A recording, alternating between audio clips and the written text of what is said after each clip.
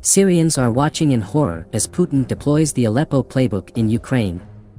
Istanbul, CNN, Abdul Kafi al-Hamdo cannot get Ukraine out of his mind.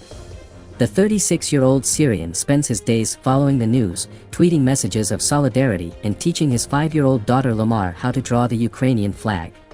He says few can understand what Ukrainians are going through as unimaginable images of war, death and suffering are transmitted around the world.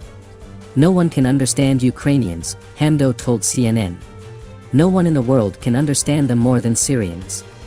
For English teacher Hamdo, watching Russia's war on Ukraine has brought back memories of the darkest days of his life, the siege of his city, Aleppo, in 2016. Russia invaded Ukraine in late February. The war has caused hundreds of civilian deaths, including dozens of children, and forced more than 3 million people to flee the country. But 6 years before its Ukraine war, Russia began another ruthless military operation thousands of kilometers away in Syria to prop up the Bashar al-Assad regime. Victims of that war say the scenes from Ukraine on their television screens look hauntingly familiar. With the help of Russia, President Bashar al-Assad's regime and its allies turned eastern Aleppo into a kill box. 300,000 of its residents were besieged, cut off from food and bombed into submission in December 2016. It was a tactic used throughout the war and across the country, including alleged chemical attacks, which it denied. Those who survived the shelling had to leave behind what was left of their homes. They destroyed us, they destroyed our psychology, Hamdo said. He recalled going to a hospital days before he left the city only to find himself walking over bodies to get through to his friend. This is what will happen in Ukraine, he said. What's going on in Ukraine is only the beginning. Some in Syria, their country was the canary in the coal mine that the world chose to ignore. It was a testing ground for Russia's war machine and a preview of its ambitions closer to home. Hamdo was among a group of Aleppo residents who chronicled their life under siege. They posted daily videos on social media, appealing for the international community to save them. They say their calls fell on deaf ears. What's affecting me a lot is that the world is repeating the same mistake in Ukraine, an emotional Hamdo told CNN. He said it pains him that condemnation of Russia's war in Ukraine was as if it's Russia's first war or first killing. I cannot even imagine why people were blinded for 10 years, he said. In 2013, the Obama administration said that the Assad regime crossed a red line by using chemical weapons on its own people. But Western states decided against military intervention. Then, in 2015, the Russian military intervened to prop up a weakened Assad, turning the tide of war in his favor. Today, Russia maintains a presence in Syria and Assad has regained control of most of the country. Several Arab states have re-established diplomatic ties with his regime. For Russia, the intervention had multiple advantages. It solidified its allies' power, gave it a foothold in the region and invaluable military experience. The Russian defense minister even boasted about using Syria as a testing ground for the military. We have tested over 320 types of weapons. In fact, we have tested all the weapons, except for easy-to-understand versions. In Syria, Defense Minister Sergei Shoigu was quoted by Russian state media as saying in August. Ismail al-Abdullah, a member of the White Helmets volunteer rescue group, witnessed firsthand the impact of those weapons on civilians. He was among the last group of Aleppo residents forced out of the city in 2016, having witnessed the pummeling of Syria's second city by airstrikes.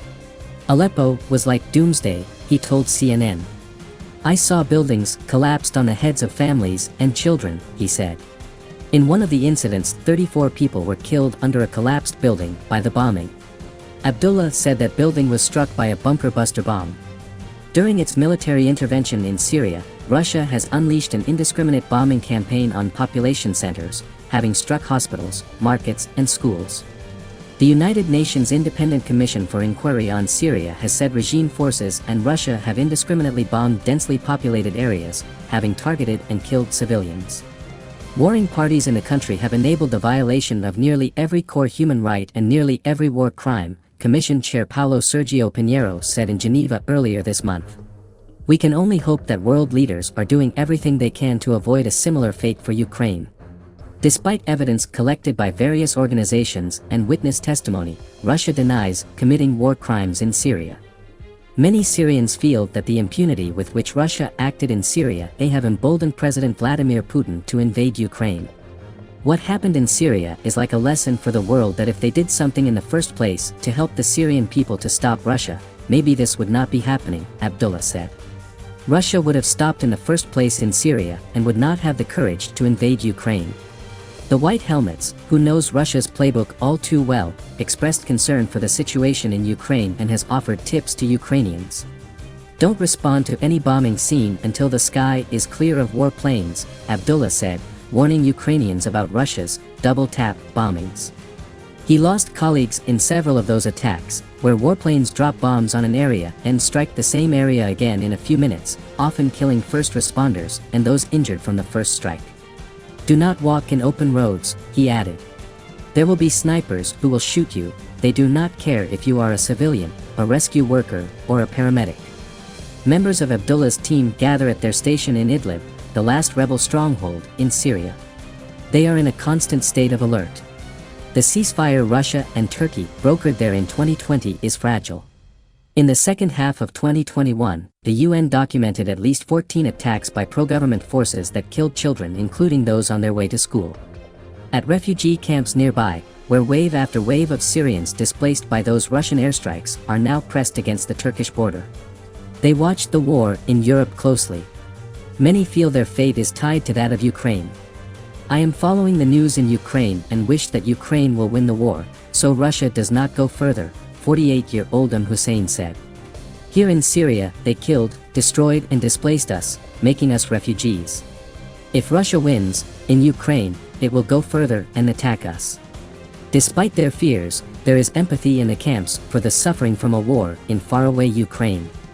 We are very emotional and affected by the scenes from Ukraine. As we see children dying, we are crying for them.